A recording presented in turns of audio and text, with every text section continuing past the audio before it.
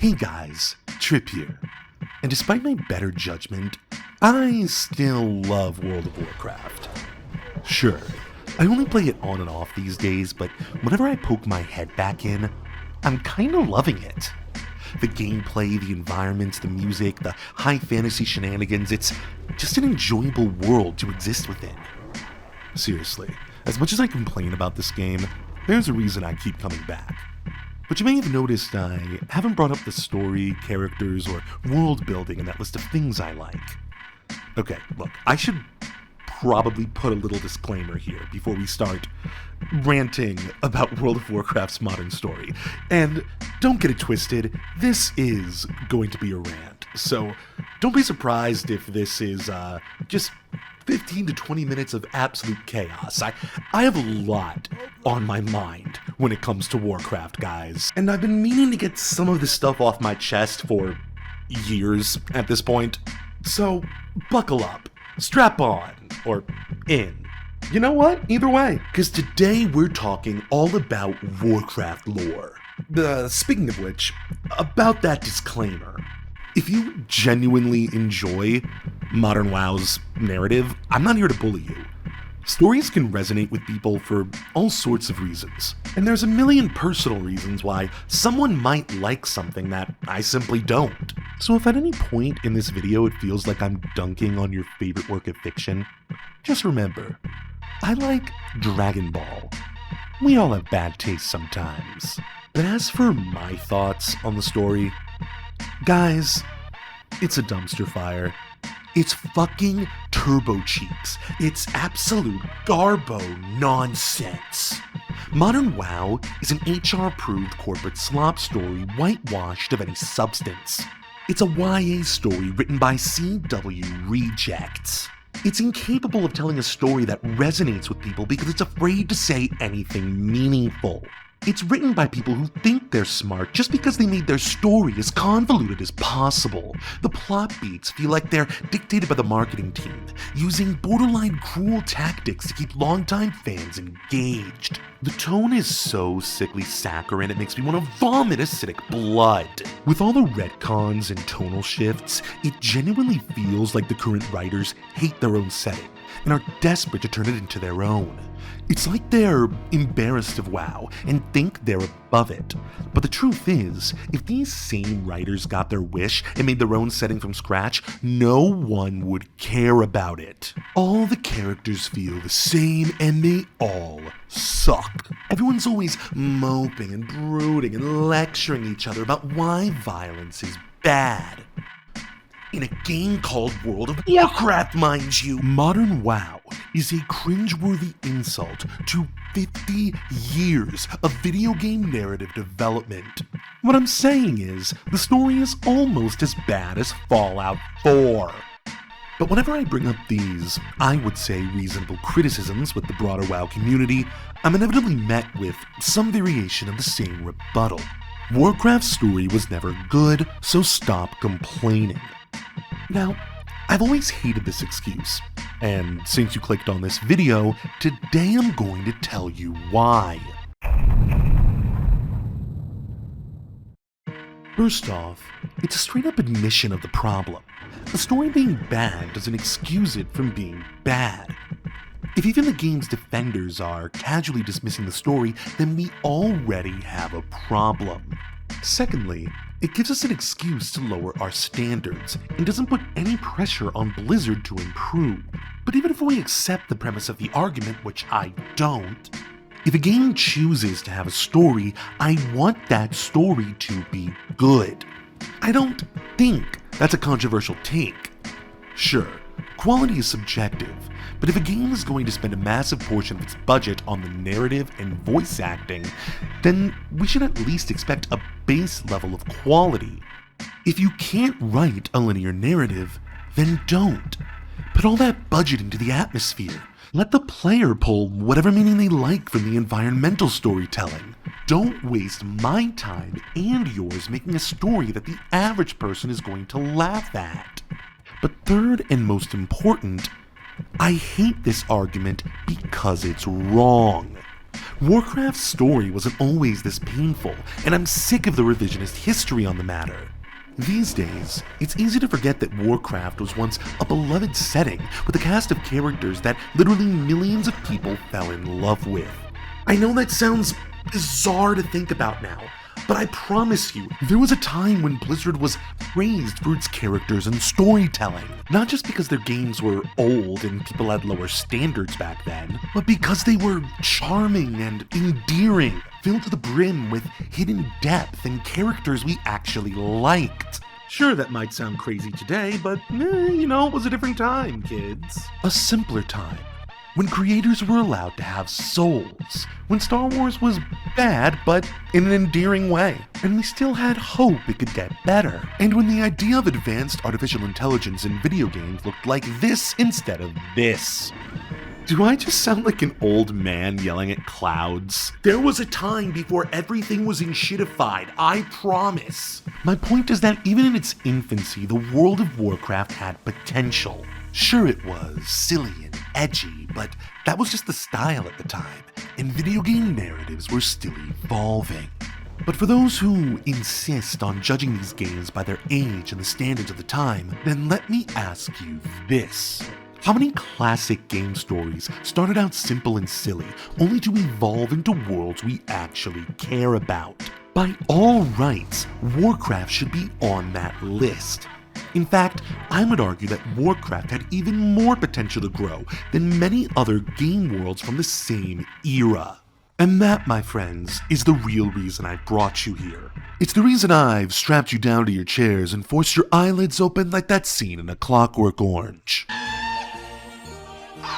I want to prove to you that Warcraft's story wasn't always this bad, that the modern writers don't understand why it was good, and why modern Blizzard is completely incapable of evolving this setting without destroying its identity.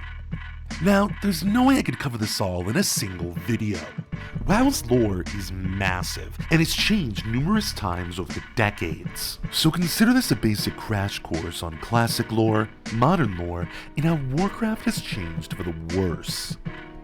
So am I just an out-of-touch boomer? Or was classic Warcraft actually better? How do you let a setting grow without breaking it? Well, let's take a look. I often liken the development of Warcraft's lore to that of the Elder Scrolls. The first two games experimented with traditional fantasy tropes, looking for a unique place in the zeitgeist. The third game is where the lore truly solidified and began to distinguish itself from its peers.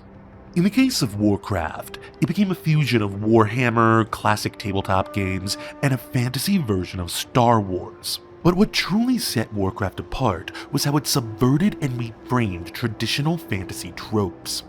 Orcs were alien invaders from a red planet. Arcane magic was an addictive and mutagenic narcotic. Divine magic was basically the Force and worked purely on emotion and belief, leaving the validity of religions vague while turning faith itself into a tangible resource. Believe it or not, these were the foundational pillars on which Warcraft stood for many, many years, even well into the MMO era. You can even argue that the entire point of the setting was to reframe traditional fantasy tropes to create something wholly unique. Still, some people insist that Warcraft's narratives were always shallow, threadbare, and generic. Whenever people make this claim, I like to remind them that the plot of the third game involved a zombie apocalypse. Unleashed as a biological weapon by terrorists seeking social equality who themselves are being manipulated by demonic vampire aliens. Sure, Warcraft uses familiar tropes, but it twists them in ways we've never seen before. Overall, Warcraft was the story of a classical fantasy world becoming a dark fantasy world. The usual forces of good are failing.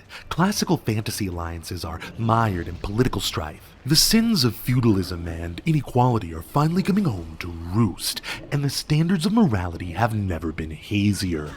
Now, I'm not trying to act like any of this was high art, and classic Warcraft never took itself too seriously. Warcraft was always a cartoony and over-the-top fantasy world, and that's what made it so endearing. It's that juxtaposition between cuteness, edginess, and earnest world building that defined the series. Beneath the surface, Warcraft had endless depth and room to grow, turning tired tropes into something fresh and new. So, does this sound like an interesting setting worth exploring yet? Well, joke's on us, because it's been retconned out of existence. Seriously, almost everything I've described about the setting so far is non-canon at this point. Nowadays, WoW is mostly about how war is bad, with an extra dose of melodrama and convoluted cosmic shenanigans. I could go on for hours about the deep lore, culture, and metaphysics of early Warcraft, but it would be impossible to express the level of depth and potential in this setting in a single video. And that's one of the reasons it took me so long to make this. How do you sum up decades worth of quality world building for a setting that most people dismiss outright? Speaking of which, I know a lot of you may still be skeptical, especially if you're new to the series or ignored the lore in its early days. I expect people to scoff when I bring up WoW lore, and that's sort of what I'm trying to fix through this video. For now, I'll just say this. You guys know how obsessive I am when it comes to good world building. Hell, it's one of the main reasons I play video games. I want to immerse myself in other worlds. You know how deep I dive into this stuff, how I pore over every word and reference for hidden depth, how I meticulously analyze the culture and society of each race and nation. Well, alongside the Elder Scrolls, Warcraft is the setting that made me this way. At its best, Warcraft is a world so full of depth, so full of mystery and detail, that it made me into the obsessive lore nerd I am today. In a world where Doom is now a fully fleshed out fantasy setting, it's a crime against fiction that Warcraft has stagnated the way it has. We should be expecting better from Blizzard. Instead, their writing only gets worse as time goes on. After countless retcons, fundamental changes to the setting, staff infighting over spilt breast milk, and dozens of character assassinations, the reputation of Warcraft's narrative has been ruined, to the point where people genuinely think it was always this bad. Do you see how crazy that is? Modern WoW's story is so bad that it ruined the reputation of the entire franchise across time. That is the worst case scenario for a fantasy setting. Say what you want about Star Wars, but as bad as it's gotten, people still remember the glory days of the KOTOR series, and we still have quality content to look forward to like Andor. And let me tell you, the Star Wars MMO runs circles around modern WoW when it comes to storytelling. It ain't even close. I've already told you my extensive thoughts on WoW's modern story, and I don't think it'll be as funny to go through my criticisms a second time. But it's worth noting, I'm not the only one who feels this way. Not by a long shot. So let's hear from someone with a lot more clout in the gaming space than myself. This is going to date this video, but I watched a World of Warcraft trailer recently, and the writing in it was so bad, it was on that border between painful and almost so bad it's cheesy enjoyable, but they didn't quite make it there. You confront a force beyond reckoning. Your father dabbled in powers beyond reckoning. The world will hear of this. They will come for you. Yes, I'm counting on it. So Blizzard now, which has what, billions to work with, is getting their ass kicked in writing by one guy from almost 20 years ago. Things like that are why I appreciate old games. They don't have to get sucked into this whirlpool of lowest common denominator corporate bullshit. Let's not sugarcoat it. Outside the WoW bubble, the forums, the glazers, the mono gamers, Warcraft's modern writing is the laughingstock of the gaming community. People who don't play WoW see it as a joke. In my experience, WoW is frequently used as an example of bad storytelling in video games, both in real-life conversations with my gaming neighbors and on the net. Meanwhile, there's a reason people still gravitate to the old story, the old characters, and the old lore. Some might call it blind nostalgia. Some might say that gamers were just attached to Warcraft because standards were lower back then, and that it was only marginally better than the average game story at the time. But here's the thing. Now, I mentioned earlier that gaming narratives were still evolving in this period, but it's not like good writing was unheard of back then. Deus Ex had already come out well before Warcraft 3. Metal Gear Solid existed. RPGs have been telling compelling stories since the early 90s at least. The idea that gamers had no reference for good storytelling back then is just false. So let's stop beating around the bush and get to the heart of the issue. Why did classic Warcraft stories stick with so many people? Why was it good? Well, here's my theory. Warcraft was good because the story had an edgy yet endearing tone. A silly but enrapturing world that took itself just seriously enough to create a detailed and believable fantasy universe. It's because the characters were fun, likable, cool, and each had their own personality expressed through their gameplay. Seriously, so much of Warcraft 3's storytelling is expressed through the act of playing it as opposed to solely listening to dialogue. It's actually a pretty cool example of how a game can tell a story in a way no other medium can. You can feel Arthas' desperation as you desperately heal your units, feeling helpless as your kingdom slips away and the odds become impossible to overcome. When Arthas turns to the dark side, you can feel the twisted, toxic affection he has for his allies and subjects as he throws them into the meat grinder. All the preparations for your journey to Northrend have been made. You have been a loyal friend, Kel'Thuzad. I don't know what the future holds, or if I'll even return, but I want you to watch over this land. See to it that my legacy endures. I shall, King Arthas. I shall. The game is full of these simple little story moments that make the experience stick with you in a way most games simply can't. Warcraft was silly, yes. It was cartoony, yes. It was edgy and heavy metal, but that was part of the harmonious trichotomy that defined the setting. It's a world full of cute little fantasy dudes dealing with socio-political issues and blowing each other up into gore. It was the story of a light-hearted fairy tale world becoming more grounded and nuanced, where good and evil aren't easily defined and where monsters are more than just maniacs. This is what made people so attached to Warcraft as a setting. We keep coming back to this simple concept, but at the end of the day, Warcraft was an endearingly simple world, with endless depth and mystery just beneath the surface. If you hadn't noticed by how much I've been talking about it, I recently finished Warcraft 3 for the first time. I had no nostalgia going into it, and I barely had any experience with RTS games at all. Even so, going back and playing the game, and then playing some classic WoW expansions, taught me that Blizzard really did have something special here, that there's a reason so many people obsessed over this world for as long as they did. There's a reason this simple little game spawned endless novels, 2 tabletop RPGs, and one of the most successful spin-off games of all time. That setting should have evolved and expanded while maintaining its tone and core world building. Instead, Blizzard retconned it all into the soulless husk we have today, and I think that's the lesson here. There's a difference between growth and bloat, evolution and devolution, and Blizzard has no interest in walking that line. Look, I'm not one of those boomers who wants everything to stay the same, and I don't like old stuff just because it's old. I like games with good worlds, regardless of age. Settings need to change, they need to grow, and the last thing I want from a fantasy world is stagnation.